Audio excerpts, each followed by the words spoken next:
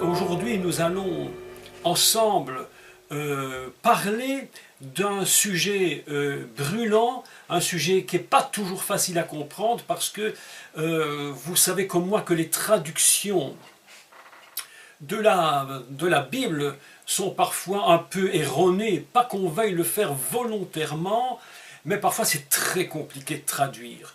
Et le décodage des textes hébreux de la Torah pose parfois des difficultés, même souvent des difficultés. C'est pourquoi parfois des gens m'écrivent et me disent « Oui, mais vous avez dit ça, mais c'est pas ça que ça veut dire. » Et puis c'est bon, plein de choses qui se disent. Parce qu'en réalité, vous le savez, vous qui connaissez maintenant l'hébreu, qui avez une connaissance, qui vous approchez de plus en plus du texte, vous savez qu'on peut lire à beaucoup de niveaux différents un texte et le comprendre. Donc voilà qu'aujourd'hui notre thème c'est le baptême, et je voudrais expliquer ce que représente ce baptême par rapport à la pensée hébraïque de la Torah, même des prophètes. C'est très important de le comprendre. Comme ça vous allez voir que ce qu'on comprend dans l'Église n'est pas complètement erroné, évidemment pas du tout. Et vous savez combien je suis prudent, je dis à chaque fois la même chose, vous savez combien je suis prudent et combien je n'accuse jamais mais personne qui ne sont pas de la même idée que moi en disant ils ont tort, j'ai raison. Vous savez comment je suis aujourd'hui et je dis que oui, c'est vrai que l'Église a baptisé depuis des siècles, il y a raison, ils l'ont bien fait, ils ont eu raison de le faire et de le faire encore, mais aujourd'hui mon but à moi c'est d'expliquer, de vous expliquer comment fonctionne réellement le baptême selon la pensée juive, selon la pensée divine et selon la pensée de la Torah. Donc, vous allez voir que je suis convaincu que vous allez entendre des choses que vous n'avez pas encore entendues à ce jour. Et voilà, nous allons ensemble commencer par lire un texte, puisque la question était « Peut-on naître de nouveau avant d'être baptisé ?» Et là, déjà, dans la question, on voit que dans la question, il y a déjà une confusion qui se fait, non pas parce que ces gens n'ont pas compris, cette personne qui m'a écrit n'a pas compris ce qu'était son baptême, mais parce que dans la traduction, une erreur s'est mise. Donc, je vais expliquer comment fonctionne la nouvelle naissance, qui, en réalité, c'est une expression qui ne se retrouve pas du tout dans la Bible. La nouvelle naissance est une interprétation d'une vérité, mais qui était traduite nouvelle naissance, alors qu'en fait, il faudrait la traduire autrement. Et je vais vous la traduire, vous l'expliquer, et vous allez comprendre comment cela fonctionne. J'espère que j'aurai le temps de tout dire pendant cette heure, parce que le sujet est évidemment excessivement vaste. Et en le mettant en place, je me suis levé excessivement tôt cette nuit, parce que je me suis dit, il faut vraiment que tout soit expliqué le mieux possible, et vous allez voir comment c'est complexe et à la fois excessivement intéressant. Donc voilà, nous allons pour commencer lire un texte.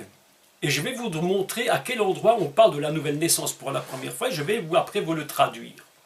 Donc vous connaissez dans l'évangile de Jean au chapitre 3. Tout le monde connaît ce texte, mais je le lis et je vous explique. Donc, il y eut un homme d'entre les pharisiens. Déjà, le mot pharisien est très important parce que les pharisiens avaient des doctrines qui croyaient à la résurrection, qui croyaient aux anges, qui croyaient à tous ces principes fondamentaux, alors que les sadducéens n'y croyaient pas. Donc ici le texte est important.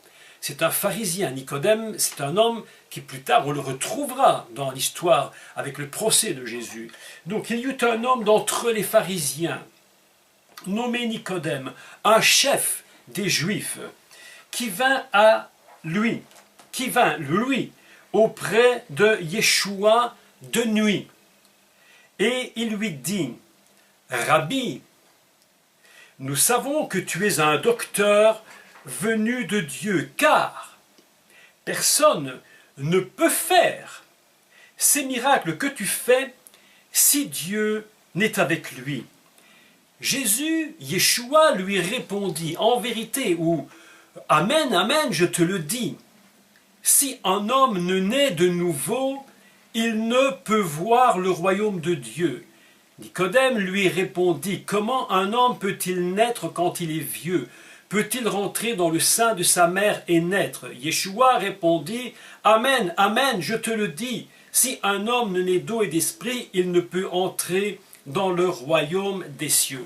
Alors maintenant, qu'est-il écrit dans le texte? Si nous relisons le texte, donc les évangiles en hébreu, on va voir qu'il y a une différence et qu'il n'est pas question de nouvelle naissance au sens premier. Vous allez voir, il est écrit ceci. Amen, amen, donc si vous voulez c'est et confiance, je te le dis, si un homme ne naît de ce qu'on appelle le makor, le makor al, mimkor al, c'est-à-dire de la source. Le makor, c'est la source. Si un homme ne naît de la source du haut, de la source du dessus, il ne peut voir le royaume des cieux. Et puis il va dire une autre chose, il va dire si un homme ne naît d'eau et d'esprit, il ne peut rentrer dans le royaume. Voilà ici une première chose surprenante, c'est que lorsque dans l'église évangélique, lorsque l'on parle de la nouvelle naissance, quelle est la première chose à laquelle on pense? On pense à la repentance. On dit et je dois naître de nouveau, il faut donc que je me repente. Ce qui en soi n'est pas faux, évidemment. Mais je vais vous expliquer les deux niveaux qui existent entre la repentance et la naissance. Il y a une différence. C'est-à-dire qu'il ne peut y avoir de nouvelle naissance, c'est-à-dire de sortir de la source d'en haut à une autre dimension que celle qu'on veut lui donner. Donc, vous allez remarquer une deuxième chose tout à fait surprenante, c'est que lorsque Nicodème vient voir le Messie de nuit, il vient voir le Messie, mais d'ailleurs il ne lui dit pas tu es le Messie, il ne lui dit rien, il reconnaît dans l'homme Yeshua un être absolument exceptionnel qui produit des choses fantastiques et il va lui dire car personne ne peut faire ces miracles que tu fais si Dieu n'est avec lui. Autrement dit, il ne lui pose même pas la question fondamentalement que nous posons. En général, lorsque l'on parle de la nouvelle naissance, la première chose que nous posons comme question, c'est la repentance. Si vous êtes d'accord, moi, lorsqu'on m'a parlé de naître de nouveau, on m'a parlé de repentance. Il faut que tu te repentes et que Dieu te pardonne. Ça, c'est la nouvelle naissance. Mais concrètement, lorsque l'on parle ici, la première fois, de l'intervention et d'où la traduction naître de nouveau va être utilisée dans les églises pour servir, d'ailleurs un livre extraordinaire qui a été écrit, et je dis extraordinaire, qui est magnifique, c'est le livre de T.L. Osborne qui s'appelle « Comment naître de nouveau ». En réalité, évidemment, qu'on comprend que l'expression naître de nouveau a un sens de repentance. Mais dans le cas de Nicodème, vous allez constater que Nicodème n'est jamais venu devant Yeshua pour lui dire « Écoute Yeshua, j'ai un problème avec ma vie, j'ai un problème avec mon péché, j'ai un problème, qu'est-ce qui se passe, qu'est-ce que je dois faire ?» Non, Nicodème vient voir le Messie pour lui dire une chose surprenante, qui n'a rien à voir avec la repentance, en premièrement. Il va lui dire « je viens de nuit vers lui, devant le Messie, pour lui dire que personne ne peut faire les œuvres que tu fais s'il n'est envoyé de Dieu. » Et c'est là que le Mashiach va lui répondre quelque chose de fantastique. Il va dire, eh bien, tu ne pourras jamais voir les choses du royaume si tu ne nais de la source qui est en haut. Vous voyez que déjà, au niveau de la traduction nouvelle naissance, on n'est déjà plus tout à fait dans la même perspective. La traduction nouvelle naissance doit être fixée sur la parole du Mashiach, Yeshua, qui dit « Il faut que tu naisses de la source qui est au-dessus, parce que si tu ne nais pas de la source qui est au-dessus, tu ne peux voir le royaume des cieux. » Et plus tard, vous allez constater que Jean qu'on appelle Jean-Baptiste, mais ce n'est pas un prénom, hein, je vous l'avais déjà dit, Jean-Baptiste n'est pas un prénom. On en a fait un prénom, mais en réalité c'est Jean le baptiseur. Va plus tard dire quelque chose de très important. Il va dire, voilà, celui qui m'est apparu, celui qui m'a dit, donc Dieu lui-même, et qui m'a dit que celui sur qui tu verras l'Esprit descendre, c'est lui qui vous baptisera du Saint-Esprit. Et on voit qu'il y a deux niveaux absolument déjà qui se mettent en place. Un premier niveau, c'est Yeshua lui-même qui le dit. Il faut que tu naisses de la source d'en haut. Deuxième niveau, il faut que tu naisses d'eau et d'esprit. Autrement dit, nous voyons déjà les deux niveaux qui se mettent en place. Mais maintenant que ceci est dit, écoutez bien la suite du raisonnement. Pour comprendre le principe, puisque la question c'est la nouvelle naissance, et le baptême. Pour comprendre la suite du texte, il faut que nous lisions impérativement quelque chose de très très important concernant l'eau. Évidemment, vous savez comme moi que lorsqu'on parle du baptême, évidemment la première chose que l'on pense, c'est évidemment de l'eau. Il n'y a aucun baptême qui se fait, je dirais dans le nom de Jésus, dans le nom de Yeshua, ou même le baptême de Jean, dont il va être question, c'est de l'eau. Le baptême de l'Esprit, c'est autre chose. Mais d'où vient ce principe de l'eau? Parce que là, c'est quelque chose de très très intéressant de comprendre d'où vient le principe de l'eau du baptême. Et pour comprendre ce principe, il nous faut, comme à notre habitude, retourner dans le livre de la Genèse au commencement du monde. Et Dieu va nous révéler quelque chose de tout à fait particulier. Ce qu'il va nous dire, et je vais le lire maintenant, parce que vous allez voir quelque chose de très, très surprenant concernant l'eau. Je le lis dans le livre de Genèse, si vous avez votre Bible, vous la prenez et vous suivez avec moi. Dans le livre de Genèse, au chapitre 1, verset 6, et nous commençons. Dieu dit qu'il y ait une étendue entre les eaux et qu'elle sépare, donc que cette étendue donc, sépare les eaux d'avec les eaux. Nous avons déjà ici une première, je dirais, une première notion qui se donne, c'est que Dieu nous révèle qu'il y a deux types d'eau qui sont unies. Et Dieu sépare ces eaux. Entre ces eaux, il va y mettre ce qu'on appelle la rakia, c'est-à-dire la voûte céleste. Et il dit qu'il y ait une étendue, donc une rakia, entre les eaux et qu'elle sépare les eaux d'avec les eaux. Autrement dit, nous avons deux relations au niveau de l'eau, une relation là-haut dont Yeshua va dire que ça s'appelle Makor Al, la source d'en haut, et une autre relation qui se fait avec l'eau qui est sous la voûte céleste, c'est-à-dire ce que nous voyons ici. Et je continue. Et Dieu fit donc la rakia, et il sépara les eaux qui sont au-dessous de l'étendue avec les eaux qui sont au-dessus de l'étendue. Et cela fut ainsi. Dieu appela l'étendue ciel. Ainsi donc rakia, il y eut un soir, il y eut un matin. Deuxième jour, Dieu dit, on continue, là on passe du deuxième jour au troisième jour, mais nous sommes toujours, il y a un lien entre le 2 et le 3, et c'est toujours le lien de l'eau. Il va commencer son troisième jour avec l'eau. Donc, je continue, Dieu dit que les eaux qui sont au-dessous du ciel se rassemblent en un seul lieu, Makam Echad, et que le sec paraisse. Cela fut ainsi, Dieu appela le sec terre, et il appela les eaux mer. Dieu vit que cela était bon. Voilà déjà un texte absolument formidable qui nous explique un premier point concernant les eaux. c'est que à l'origine, il y avait l'eau unie. Et Dieu va mettre une voûte et il va séparer les eaux. Et les eaux d'en haut, évidemment, elles contiennent en elles quelque chose d'absolument surnaturel, quelque chose d'inimaginable. Elles contiennent aussi de la mémoire de l'eau d'en bas. Et l'eau qui est en bas va elle-même garder en elle, dans sa structure, une mémoire des eaux d'en haut.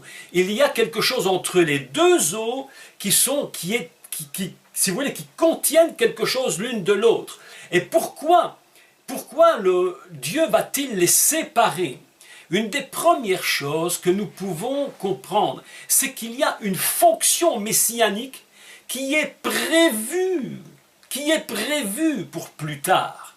Vous savez que lorsque Dieu crée le monde, toute la fonction messianique est prévue déjà dès le commencement. Le projet divin, le réchit dans le projet, toute la fonction messianique est prévue. La fonction messianique, ce n'est pas évidemment quelque chose qui est venu par hasard, tout d'un coup Dieu disant il me semble que ce serait pas mal de faire venir un Messie, inventons-le, créons-le, parce que le monde va mal. Pas du tout. Dieu a à l'origine prévu toute la fonction messianique, et vous allez remarquer quelque chose de très important, c'est que Dieu va concevoir son monde et son ciel, son monde à lui et celui d'ici-bas, il va le concevoir en partant du principe des séparations. D'ailleurs, de même que l'humain est lui-même à un moment donné séparé, pour pouvoir construire, il va devoir se réunir. Ainsi, nous voyons que dans l'Adam, Dieu va sortir de l'Adam un côté et il va construire la femme. Et cette femme, avec l'homme, va se réunir pour former l'unité. Lorsque Dieu sépare, il n'est dit qu'au début, Dieu sépara la lumière d'avec les ténèbres, etc. C'est-à-dire que en première chose, Dieu va séparer la lumière des ténèbres, et après, en deuxième, il va dire, puisque j'ai fait cela, il faut maintenant que je sépare les eaux d'en haut avec les eaux d'en bas. Et il va ainsi mettre en exergue le premier niveau concernant la fonction messianique qui va introduire plus tard le principe même du baptême. Le baptême est conçu non pas par des illuminations bizarres ou religieuses dont on se demande d'où elles pourraient bien venir. En réalité, ce baptême est construit fondamentalement sur le principe de la séparation des eaux. Et vous allez comprendre comment cela fonctionne. Donc, voilà quelque chose qui est très important. Dieu sépare les eaux d'avec les eaux. Et la fonction messianique qui est préparée d'avance, pour un long terme, c'est le principe où il est dit que le Mashiach, lorsqu'il est venu sur terre, une de ses fonctions, c'est de réunir ce qui était en haut et ce qui est en bas. Ainsi, il va réunir les deux, les eaux d'en haut, et à un moment donné, il va réunir les eaux d'en bas. C'est une des fonctions messianiques. C'est pourquoi l'apôtre Paul va le déclarer. Il est venu pour réconcilier le ciel avec la terre. Il y a vraiment dans ce niveau-là une réconciliation qui va se produire. Et le principe même du baptême est si important.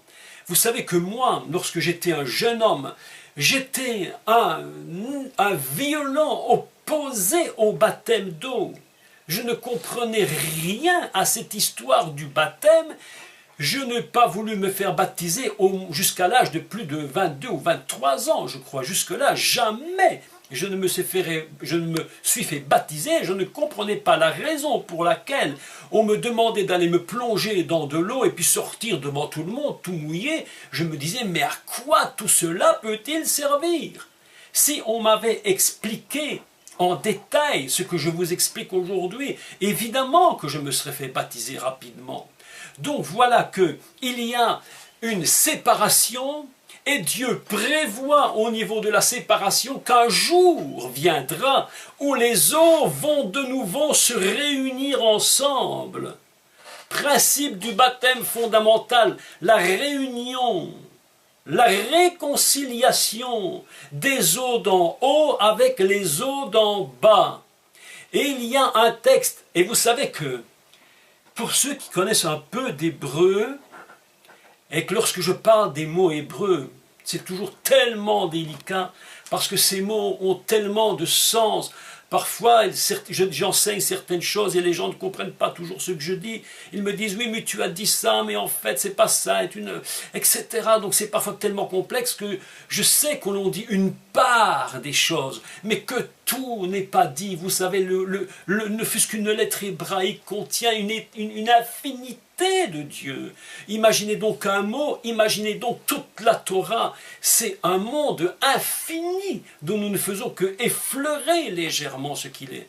Mais voilà que le mot hébreu « eau », expliquons-le.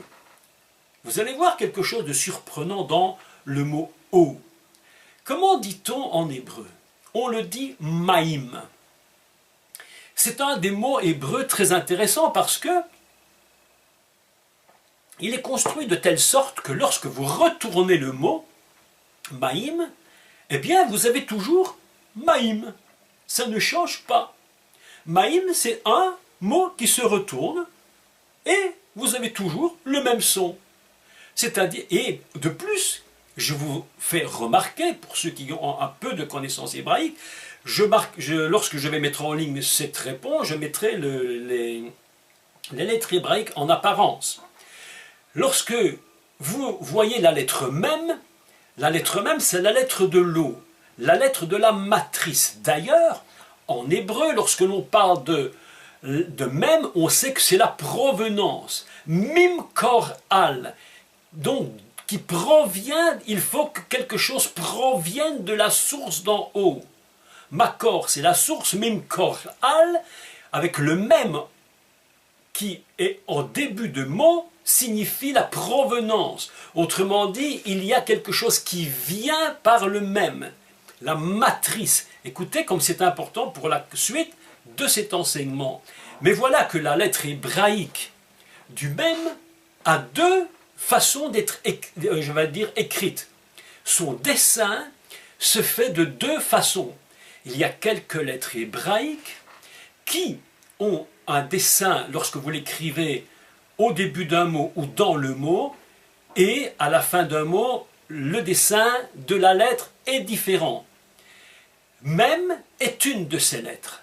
Lorsque nous avons le même au début du mot maïm, nous avons un dessin avec un même, donc c'est la lettre, comme en français la lettre M, qu'on dit même, avec une ouverture vers le bas.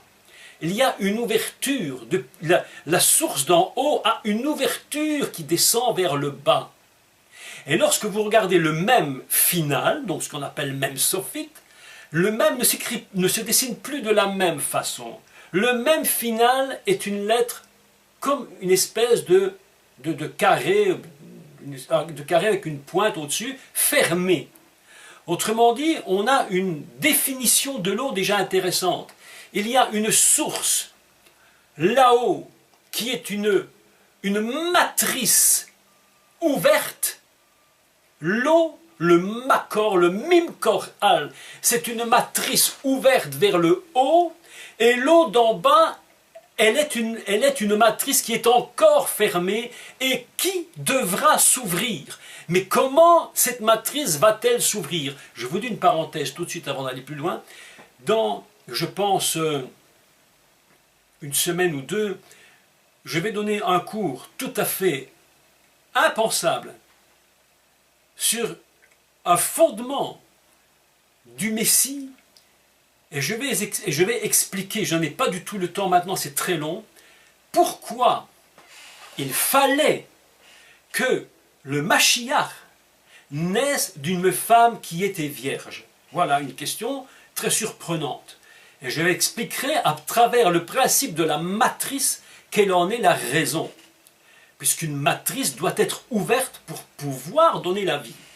Mais voilà, donc je clôture et je vous annonce ça pour quelques semaines, peut-être la semaine prochaine ou quelque chose comme cela.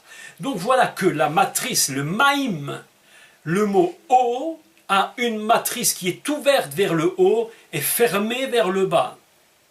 Et de toute façon, si je retourne le mot, qu'importe, la matrice est toujours ouverte vers le haut et fermée vers le bas. Ça, c'est là donc le principe absolument fantastique. Qu'est-ce que l'eau? L'eau, fondamentalement, c'est la matrice de laquelle va sortir la vie. Vous savez que l'apôtre écrit que la terre a été sortie de l'eau. Et je fais une parenthèse tout de suite.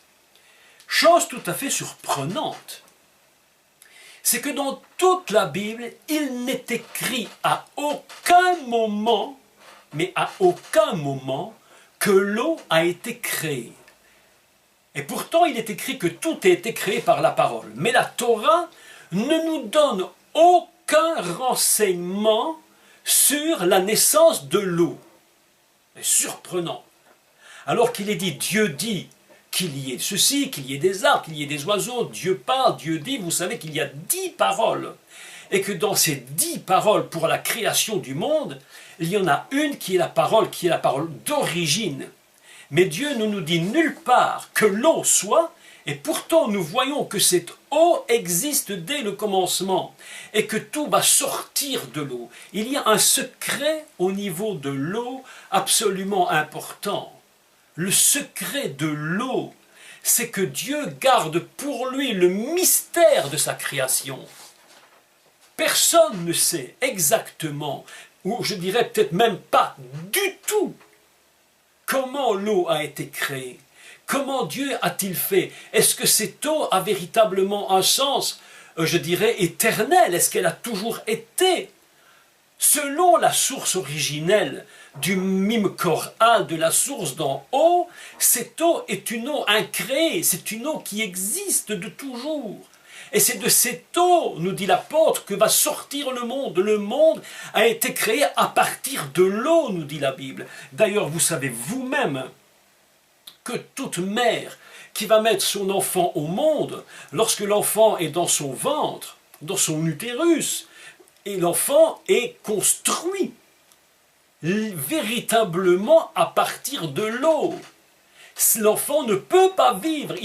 S'il n'y avait pas cette eau, l'être avant de venir sur cette terre, l'enfant est un être qui est aquatique. Il vit dans l'eau, il respire par sa mère, mais son niveau est l'eau. Et lorsque la mère va mettre son enfant au monde, la matrice va être ouverte et l'eau va sortir de son ventre et l'enfant va sortir par l'eau. Ainsi donc, nous voyons que l'origine même de sortir de l'eau, c'est cela qu'on appelle la nouvelle naissance dans l'Église. Mais véritablement, avant de sortir de l'eau, un autre processus doit se produire. Avant que toute personne sorte de la source d'en haut, il faudra un autre processus.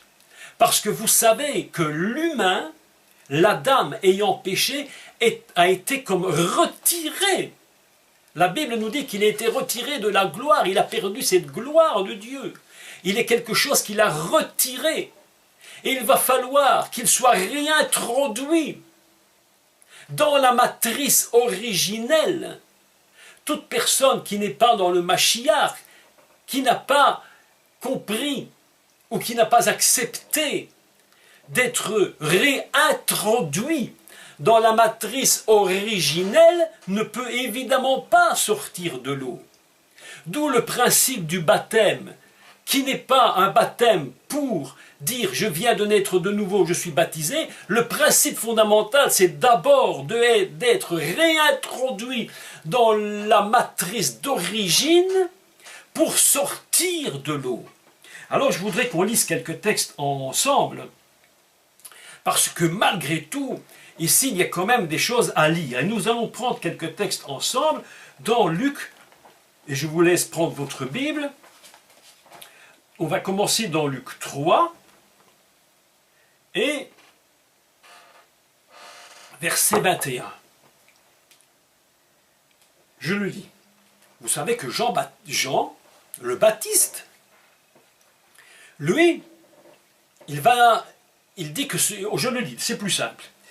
Tout le peuple se faisant baptiser, donc vous voyez qu'il y a déjà quelque chose là, tout le peuple se faisant baptiser, Jésus, Yeshua, fut aussi baptisé. J'attire votre attention tout simplement que lorsque Jésus se fait baptiser, Jésus est dans la foule. Il ne faut pas projeter notre pensée. Jésus se fait baptiser avec l'image qu'on a dans les films hollywoodiens qui nous parlent de Jésus. On n'est pas du tout dans la même perspective. Dans ces films, qu'est-ce que l'on voit? On voit la foule qui se retire, et puis on voit un homme, une espèce d'homme glorieux qui s'avance tout seul, et puis Jean, on fait tout, vous savez, tout le décorum que l'on a mis autour de ce récit. Mais en réalité, il est écrit, toute la foule se faisait baptiser, Jésus aussi fut baptisé. Tout simplement, il était dans la foule avec tout le monde, mais personne ne savait qui il était. D'ailleurs, il y a un texte, je crois que c'est dans l'évangile de Jean, très important, excusez-moi, où il est écrit ceci, au sujet du baptême de Jésus, de Yeshua, tout à fait étrange. Écoutez ce qu'il est écrit. Dans Jean chapitre 1, verset 29, le lendemain, il vit Jésus, donc Jean vit Jésus venant à lui, et il dit, voici l'agneau de Dieu qui ôte le péché du monde. Je ne rentre pas dans ce détail pour l'instant. C'est celui dont j'ai dit, après moi vient un homme qui m'a précédé, car il était avant moi. Je ne le connaissais pas. Je ne le connaissais pas. Mais comment il ne le connaissait pas? Mais ça veut dire quoi, il ne le connaissait pas? Puisque Jésus était son cousin. Ils avaient quelques mois de différence. Donc il y a quelque chose qui était connu de Jean et quelque chose qui n'était pas connu de lui concernant qui était son cousin Yeshua. Je ne le connaissais pas, mais c'est afin qu'il soit manifesté à Israël que je suis venu baptiser d'eau. Jean rendit ce témoignage, j'ai vu l'Esprit descendre du ciel comme une colombe et s'arrêter sur lui, et je fais une parenthèse. Vous nous souvenez que lorsque Noach a relâché la colombe de la Teva, il a ouvert le toit, nous dit la fenêtre, nous dit la Bible, il va relâcher la colombe, et lorsqu'elle va trouver, écoutez bien, le texte est extraordinaire, lorsque la colombe va trouver un endroit pour se poser, elle ne va plus revenir à Noach. Il faudra que quelque chose se produise. Mais où va se poser cette colombe? Eh bien, prophétiquement, il y a deux textes dont je vous parlerai prochainement dans les cours sur Noach que nous continuerons, mais je fais une parenthèse immédiatement. Il y a une première chose que la colombe va faire, c'est ramener ce qu'on appelle en français, traduit assez mal, une branche, un rameau d'olivier. La Torah ne nous dit pas cela, elle nous dit qu'elle va ramener une brisure de l'olivier, et ce monde va recommencer à partir de la brisure. Vous voyez, tout ça est prophétique, mais c'est excessivement prophétique, c'est d'un niveau incroyable. Et la deuxième fois qu'il va la lâcher, la colombe ne va plus revenir parce qu'elle a trouvé un endroit pour se poser. Et voici que dans le texte, Jean est en train de nous dire que celui qui l'a envoyé baptiser lui a dit « J'ai vu l'Esprit descendre du ciel comme une colombe et s'arrêter sur lui. » Voilà que l'Esprit de Dieu se dépose sur le Messie.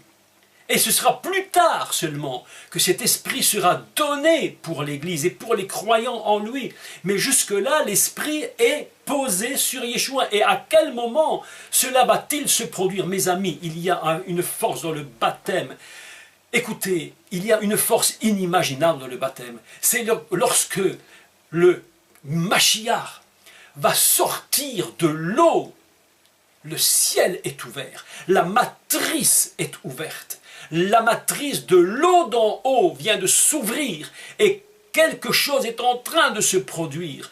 Et c'est pourquoi Yeshua va dire quelques versets plus tard à Nicodème, premièrement, il faut que tu naisses du Makor Al, et deuxièmement, il va lui dire, il faut aussi que tu naisses de l'eau et de l'esprit. Autrement dit, le baptême d'eau est une ouverture absolument extraordinaire entre la matrice céleste et ce qui se passe dans l'eau d'en bas. Et le Mashiach est en train de réunir, véritablement réunir l'eau d'en haut avec l'eau d'en bas. Mes amis, je vous dis une vérité extraordinaire. Lorsque Yeshua va sortir de l'eau d'en bas, je vous dis qu'en réalité, il sort de l'eau d'en haut. Et il est en train de paraître sur cette terre, sorti d'une matrice pour produire le ministère. C'est pourquoi la question qui était, faut-il naître de nouveau avant d'être baptisé? Je voudrais, avant de sortir de l'eau du baptême, il faut avoir été réintroduit dans la matrice. Le Mashiach est dans la matrice originelle et il va devoir venir sur terre et sortir de l'eau d'en bas qui va être réunie avec l'eau d'en haut. C'est pourquoi la Torah nous dit ceci. Écoutez bien le texte parce que c'est vraiment absolument fantastique. Lorsqu'il est écrit dans l'Évangile, dans le livre de la Genèse, au chapitre 1, verset 9, écoutez, le texte est très fort, absolument extraordinaire. Dieu dit que les eaux qui sont au-dessous du ciel se rassemblent en un seul lieu et que le sec paraisse. Alors voilà, Ikavu Amaim. Qu'est-ce que veut dire Ikavu Amaim? Eh bien, Ikavu, ça va produire un mot qui est le mikvé. Et qu'est-ce que c'est que le mikvé? Le mikvé, en fait, c'est le bassin dans lequel les Juifs vont se purifier à travers ce qu'on appelle le baptême. Ils vont rentrer dans le mikvé et ils vont se purifier. Et Dieu dit que se rassemblent les eaux. Mais le mikvé est construit. Et le mot, quand je viens de vous lire, que se rassemble, ikavu amaim, que se rassemblent les eaux, c'est un mot qui est construit sur une racine de l'espérance. On pourrait traduire que les eaux espèrent. Que les eaux espèrent en un lieu unique. Ikavu amaim, makom erad, que les eaux se rassemblent dans un lieu unique. Et vous savez que la pensée de Dieu, c'était que les eaux d'en bas allaient déjà être un mikvé. Et le mikvé primitif, dans le mikvé primitif, il y a beaucoup de choses que nous pouvons dire. Le mikvé primitif, c'est à la fois les océans, c'est à la fois les lacs, les rivières. Et d'ailleurs, où baptisait Jean? Il baptisait dans la rivière Jourdain. Il baptisait dans cette rivière. Et lorsque le peuple d'Israël est rentré dans la terre de la promesse, il a été comme baptisé. Il a été comme baptisé, exactement comme il est écrit que Moshe, le peuple d'Israël, était baptisé en Moïse. Comment a-t-il été baptisé en Moïse? Par une séparation de l'eau. Il y avait devant lui la mer, et Dieu, dans une extrême puissance, va séparer. Le vent va se mettre à souffler d'une façon violente. L'Esprit de Dieu est à l'œuvre. Il sépare de nouveau les eaux. Et nous avons ici une image fantastique des eaux qui se séparent devant le peuple d'Israël. Pourquoi? Parce qu'il n'est pas possible de rentrer dans la terre de la promesse, il n'est pas possible de passer dans dans ce que Dieu a promis au peuple d'Israël sans passer par ce déchirement des eaux. Il faut passer par par la matrice. Et Dieu va séparer les eaux, comme si Dieu avait recommencé avec le peuple d'Israël. Un principe fantastique, celui du commencement du monde, où il est dit que Dieu sépara les eaux d'avec les eaux, avec l'idée que les eaux d'en bas auraient de l'espérance. Et qu'à chaque fois que nous allons passer dans l'eau du baptême, il y a l'espoir, il y a l'attente de Dieu. C'est quelque chose d'absolument, il y a quelque chose de fantastique qui se produit. Voilà que le peuple d'Israël traverse des eaux qui ont été séparées. Le peuple d'Israël lui-même lui-même va passer dans le Jourdain, et la Bible nous dit que les eaux se sont arrêtées, elles se sont bloquées, et il y avait en bas, vous savez que le Jourdain descend du nord vers le sud dans la mer Morte, et les eaux se bloquent, et voilà que une ouverture se produit. C'est comme le Jourdain, comme une matrice qui va permettre au peuple de rentrer dans la promesse. Je vous expliquerai pourquoi il y a plusieurs matrices pour venir à la naissance en Yeshua et en Dieu. Il y a plusieurs matrices qui doivent s'ouvrir. Ce sera le thème sur pourquoi le Mashiach est né d'une vierge. Plusieurs matrices vont s'ouvrir. Et voilà que un terme extraordinaire, Ikavu Amaim, que les eaux espèrent, et qu'elles se mettent dans un lieu unique. Et le lieu unique, ici en l'occurrence, c'est ce qu'on va appeler le mikvé, là où tout juif va maintenant se tremper pour être purifié. Vous savez que déjà l'image de cette purification dans les eaux, c'est déjà la preuve que l'homme se rend compte qu'il a besoin d'être purifié. Il n'est pas possible d'être purifié simplement comme ça. Il va falloir qu'on passe par les eaux de la purification. Écoutez, je vais vous lire quelque chose qui est absolument mais extraordinaire. Je trouve que c'est une des plus belles choses que j'ai entendues au niveau d'Israël et de la pensée hébraïque. Écoutez, je vais vous le lire tel qu'il est écrit. Parce que cette phrase que je vais vous dire est d'une splendeur qui dépasse l'inimaginable. Écoutez ceci. Je le lis tel que c'est. Un observateur non initié ne verra qu'un simple bassin, celui qui est utilisé pour l'immersion. On parle donc du mikvé. Mais en fait, la plupart des mikvés ont 2 voire 3 bassins qui sont attenants. Les eaux de pluie sont recueillies dans un bassin, tandis que le bassin d'immersion adjacent est régulièrement vidé, puis rempli d'eau.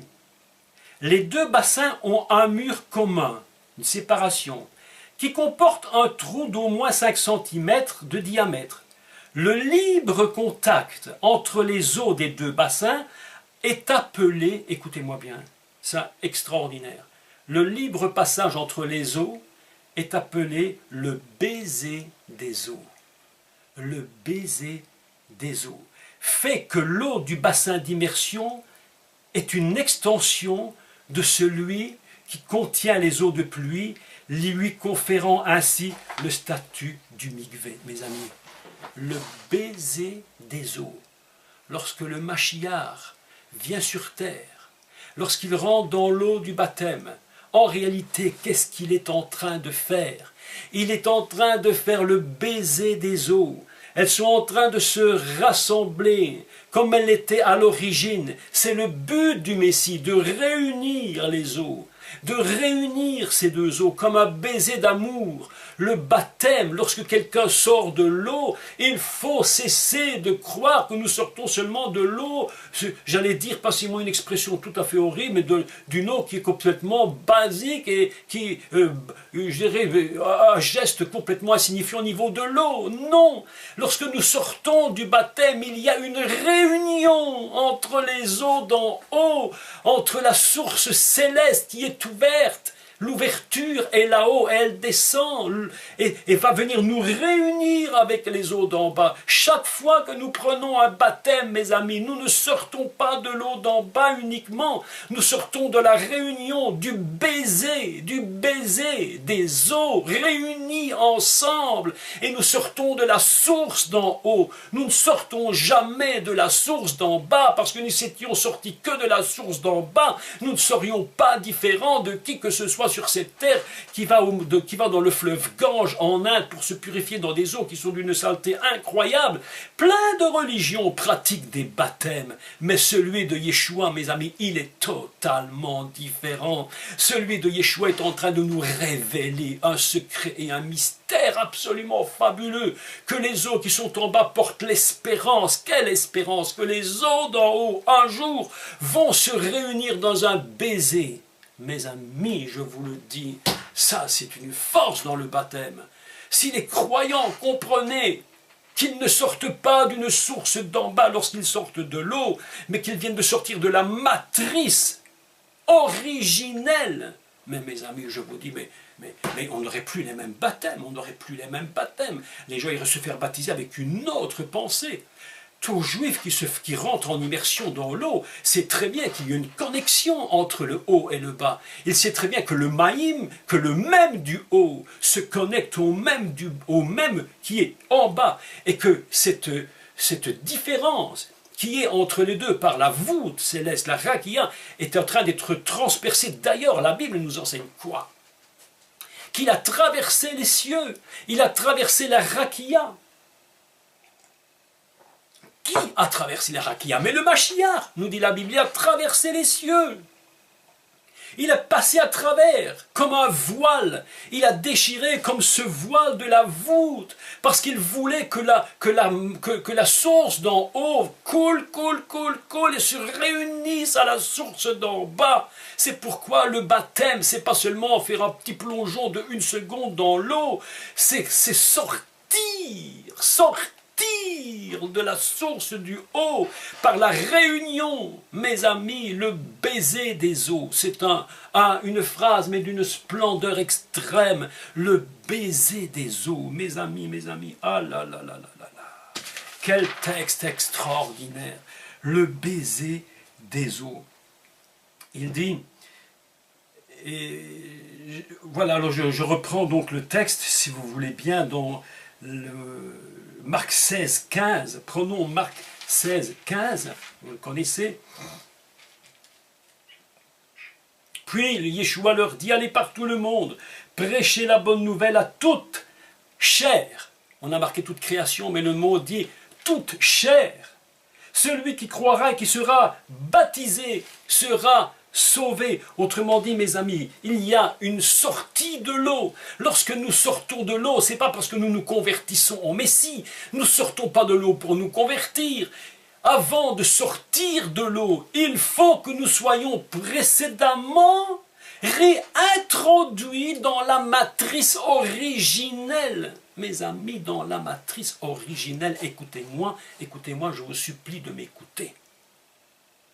C'est pourquoi, en réponse à la question, si vous voulez sortir de l'eau, il faut, premièrement, que vous soyez réintroduit. Et c'est là que Nicodème ne comprend pas et qu'il dit, mais si un homme est vieux, comment peut-il rentrer de nouveau dans la matrice? Et là, le Yeshua lui répond, mais tu n'as pas compris, je ne te parle pas d'une matrice comme celle-là, je te parle de la matrice originelle, celle que Dieu lui-même a conçue pour que tous, chacun d'entre nous, tous ensemble, nous rentrions dans cette matrice. Et comment rentrer dans cette matrice? Le secret est là. Et le secret, ce n'est pas la nouvelle naissance. On ne rentre pas dans la matrice par la nouvelle naissance.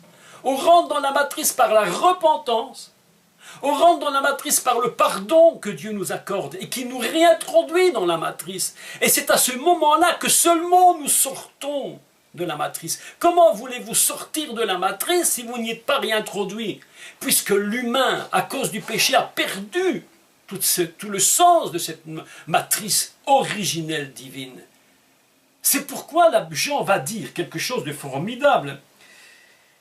Il va dire ceci. Je crois que je vais trouver le texte. Écoutez, c'est vraiment un texte, mais c'est si important. Mais c'est si important de le comprendre. Jean chapitre 19, verset 24. Écoutez maintenant le texte. Absolument, au-delà de toute mesure, de tout ce qu'un humain peut faire, comprendre, ça dépasse toute limite. Mes amis, je suis stupéfait, je suis dans un état absolument inimaginable où je me dis, mais mon Dieu, mais qu'est-ce que nous avons compris de toi réellement? Nous avons tellement besoin de comprendre qui est le Mashiach. Nous avons tellement besoin de comprendre qui est le Messie, qui est Yeshua. Écoutez ce qui est dit. Vous allez entendre quelque chose de fantastique. Mais verset 34 du chapitre 19 de l'évangile de Jean. Écoutez bien. Mais un des soldats lui perça le côté avec une lance. Et aussitôt, il sortit du sang et de l'eau. Autrement dit, il y a en premier le sang qui nous purifie de tout péché et l'eau qui est matrice de laquelle nous allons sortir pour être ce que nous sommes aujourd'hui sur cette terre. Celui qui l'a vu, par de lui, a rendu témoignage et son témoignage est vrai et il sait qu'il est vrai afin que vous croyiez aussi, mes amis. Le secret du baptême, c'est une réintroduction dans la matrice.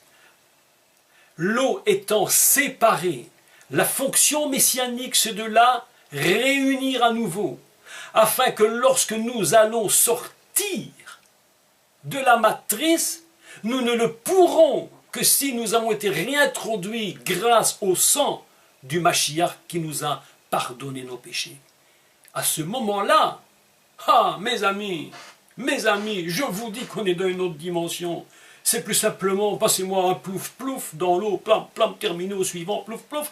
À chaque fois que tu es dans l'eau du baptême, mes bien-aimés, vous êtes sortis du baiser de l'eau.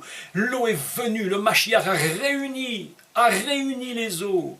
Et ce qui avait été prophétisé au début de la Genèse, Dieu sépara les eaux, mais il dit à l'eau d'en bas, ne te désespère pas, je paraphrase, et que ceux qui m'entendent ne me contredisent pas en m'écrivant des choses sans intérêt, disant tu n'as rien compris, je vous dis j'ai compris, j'ai tout compris dans ce domaine, je vous dis une vérité, les eaux d'en bas, Dieu leur a donné de l'espérance dans un lieu Erad. Et le lieu Erad, c'est un lieu un. C'est la première fois que le mot Erad revient après qu'il ait été prononcé une première fois, Yom Erad. Lorsqu'on parle de l'eau qui se rassemble, on utilise le même mot Erad. Un lieu un, lieu de l'unité. L'unité du premier jour est réunie dans l'espérance. Ça, c'est le baptême, mes amis. Mes amis, que les eaux se rassemblent. Qu'elles espèrent. Qu'elles espèrent. Alors je lis ce que nous dit Daniel. Faut-il à nouveau se faire baptiser? Je te dis, Daniel, non, ne te fais pas rebaptiser, ce n'est pas utile. Mais replace dans le baptême que tu as fait cette conception divine, extrême, que quand tu es sorti de l'eau, tu n'es pas sorti simplement de l'eau d'en bas, tu es sorti de l'eau d'en haut, parce que tu avais été réintroduite. Rendez grâce à Dieu. Rendez grâce à Dieu. Et que ramenons-nous maintenant? Parce que maintenant, je n'ai pas tout dit. Je n'ai parlé, en finalité, que du principe fondamental. Rassembler les eaux, qui étaient séparées. Traverser la voûte céleste, briser le premier voile qui est la voûte céleste. Je vous demande vraiment, lorsque je vais vous enseigner sur la Vierge Marie, passez-moi l'expression très catholisante, mais enfin, bon, c'est quand même une vérité, je vous conseille vivement d'écouter le cours, parce que vous allez être sidérés de ce que vous allez entendre et que je crois jamais vous ne l'avez entendu à ce jour. Le voile que représente la rakia est percé par le Mashiach. À ce moment-là, le Makor Al permet que le Maïm, l'eau, le même, la matrice est ouverte, est capable de transpercer cette voûte. Il coule, elle se réunit à l'eau d'en bas, mes amis. Et lorsque tu rentres dans ton baptême, tu n'es plus dans l'eau d'en bas, tu es dans l'eau d'en haut.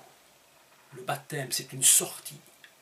La croix nous réintroduit dans la matrice et l'eau nous fait sortir de cette matrice. Vous comprenez, c'est tous les symboles, bien entendu. Tout est beaucoup plus grand que ce que j'explique. Tout est beaucoup plus immense que ce que j'explique. Mais vous comprenez les symboles et les symboles. Et vous sortez de la matrice. Pourquoi sortez-vous de la matrice? Parce que lorsque vous serez sortis de la matrice, mes amis, vous allez paraître sur terre. Et c'est à ce moment-là que vous allez devenir véritablement des servantes et des serviteurs de Dieu, comme Yeshua lui-même l'a été. D'ailleurs, lorsque Yeshua est sorti de l'eau, le ciel était ouvert. Pourquoi le ciel était-il ouvert? Parce qu'il a traversé le voile de la raquilla, et le ciel était ouvert. Et Dieu avait dit à Jean, celui sur qui tu verras la colombe descendre, tu sauras que c'est lui. Qui c'est lui qui croit? Que c'est lui qui croit, mes amis? Que c'est lui qui passera dans un autre baptême qu'on appelle le baptême de l'Esprit. Mes amis, il y a une force dans ces textes absolument incroyable. Mais lorsque nous allons être réintroduits dans la matrice, qu'allons-nous rencontrer dans la matrice? Et voilà la question maintenant sur laquelle je dois absolument parler. Qu'allons-nous rencontrer dans la matrice? Je me redis pour la milliardième fois, mais je le redis. Pour tous ceux qui vont écouter ceci. Yeshua, le Mashiach, ne fonctionne pas au niveau ministère, uniquement dans un système terrestre. Son ministère fonctionne au niveau éternité. Je l'avais dit la fois passée dans les autres cours, dans l'autre réponse au sujet de la Trinité. Au niveau éternel. Donc au niveau d'éternité, il y a quelque chose là-haut qui est déjà tout terminé, tout accompli, tout est fait. Le ministère de Yeshua, sa mort sur la croix qui va se produire bien plus tard, 3 ans plus tard, après la sortie du baptême, 3 ans plus tard. Sans faire un excès de décodage des chiffres, mais je vous ferai remarquer que 3 ans, ça me fait penser aux 3 voiles qui vont devoir se déchirer. 3 voiles dans le temple qu'il faut transpercer pour sortir à l'extérieur. Vous savez que dans le temple, il y a 3 voiles, tout du moins dans le tabernacle. Il y a le premier voile qui est le parochet, puis il y a le deuxième voile, et puis le troisième voile qui va sortir complètement à l'extérieur. 3 ans plus tard. Mais voilà qu'au moment où il sort, où il va sortir de l'eau, le Mashiach entraîne avec lui 2 notions absolument extraordinaires. Et c'est pourquoi il est obligé de nous faire rentrer dans la matrice originelle où se trouvent ces 2 notions extraordinaires, indispensables et auxquelles nous ne pourrons jamais nous échapper. Quelles sont ces 2 notions? Et ces 2 notions, lorsque nous sortons de l'eau de notre baptême, nous les prenons avec nous. Nous ne pourrons jamais sortir de l'eau de notre baptême en Yeshua le Messie sans prendre avec nous ces 2 notions. Quelles sont-elles?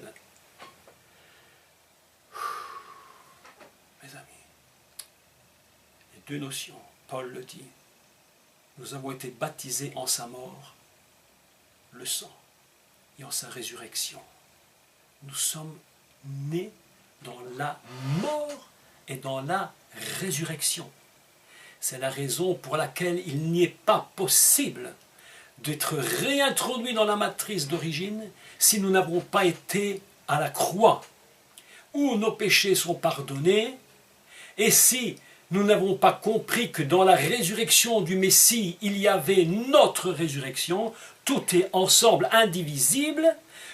Et c'est la différence qu'il y a entre le baptême de Jean, le baptême lui-même de Jésus qui nous explique que maintenant il a réuni les eaux d'en haut et les eaux d'en bas, et le baptême que nous allons maintenant nous mettre en pratique pour tous ceux qui veulent devenir les enfants du Messie, les frères et les fils de Dieu. Autrement dit, nous retournons dans la matrice et nous prenons dans la matrice quelque chose d'absolument inimaginable, mes amis. Nous prenons dans cette matrice les forces de la résurrection et les forces de la mort. Et nous vivons constamment, construits sur ces 2 forces messianiques absolument inimaginables dans la puissance. C'est ça qui fait peur au diable. C'est ça qu'il n'aime pas. Vous savez, il y a quelques jours, 3 semaines, un mois, j'ai une dame qui était baptisée. Et je lui avais dit, tu verras, je lui ai dit, lorsque tu seras baptisé, quelque chose va se produire pour toi. Quelque chose d'incroyable va se produire pour toi. Ah, mes amis, si vous saviez ce que cette femme est en train de vivre après que je lui expliquais ce que je vous dis maintenant, vous ne pouvez même pas imaginer. Savez-vous que cette dame a vu 2 fois le Seigneur dans sa chambre? La lumière est apparue dans sa chambre. Elle a vu la lumière du Seigneur. 2 fois le ciel s'était ouvert. Pourquoi? Parce que la voûte était transpercée. Elle a porté avec elle la mort et la résurrection du Messie. C'est pourquoi Paul dit, nous sommes baptisés en sa mort et en sa résurrection, et en sa vie, en sa résurrection. Mes amis,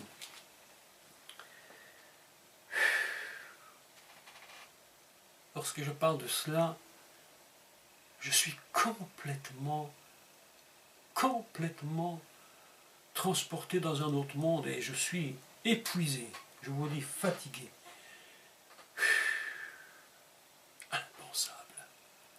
Impensable. Comment la Torah nous enseigne dès le premier jour, dès le 2e jour, que tout est inscrit, que toute espérance est inscrite dans la fonction du Messie, le commencement de la Torah, chapitre 1. Oh, mes amis, c'est extraordinaire. Est-ce que vous ne trouvez pas ça extraordinaire, mes amis? La réconciliation, le baiser des eaux. J'ai trouvé ce mot, mais si magnifique. Les eaux sont en train de s'embrasser, comme si Dieu dit, je reviens sur cette terre rechercher cette eau. Mes amis, toute religion a des baptêmes d'eau, toute religion se baptise. Vous allez en Inde, vous allez voir le Gange, les gens se mettent parce qu'ils savent que dans l'eau il y a quelque chose, mais nous savons que nous sommes au-delà de tout ce que nous pouvons imaginer. La matrice céleste, mes amis, nous ne sortons pas d'une nouvelle naissance qui se fait aujourd'hui.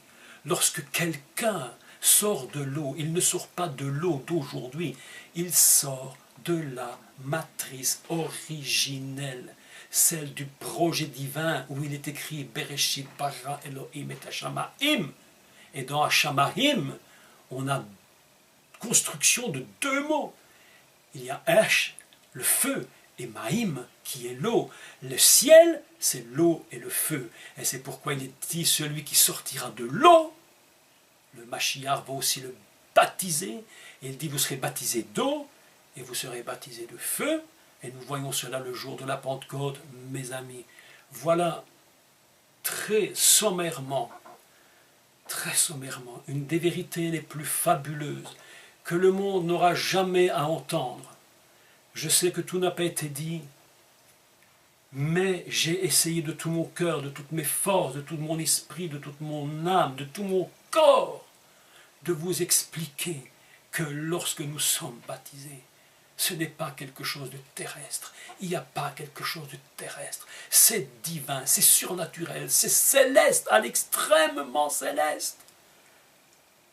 N'oubliez pas cette phrase extraordinaire. Le baiser de l'eau. Le baiser de l'eau. C'est lorsque, comme Dieu est venu sur l'Adam, il a soufflé dans ses narines. Et on appelle ça le baiser de Dieu. Dieu aimait son Adam. Il a tellement aimé. Et Yeshua va dire, car Dieu a tant aimé le monde. Et le mot qui est exprimé dans le monde, c'est pas la terre, bêtement la terre. Le mot qui est utilisé, c'est le mot olam. Il a tellement aimé son olam, c'est-à-dire que le mot olam a un sens de monde, mais aussi un sens d'éternité. Dieu ne veut pas que ce monde disparaisse. Il a dit non, je le veux pour l'éternité. C'est pourquoi je te mets dans la matrice, mes amis. Je vais devoir arrêter, sinon je peux vous parler encore tant et tant et tant. Je ne sais pas si vous êtes comme moi, mais c'est si fort, si incroyable. Nous avons un Créateur qui nous a aimés au-delà de tout ce que nous pouvions imaginer.